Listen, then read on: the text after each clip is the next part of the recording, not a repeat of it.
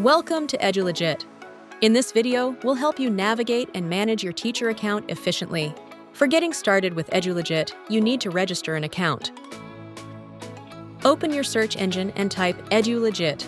Click on the edulegit.com website. Click on the Sign In button at the top right corner of the screen, and then select Create an Account. Fill in your details, such as your email, password, first name, and last name. For the role, select Administrator plus Teacher. Confirm that you accept the terms and conditions, then click Sign Up.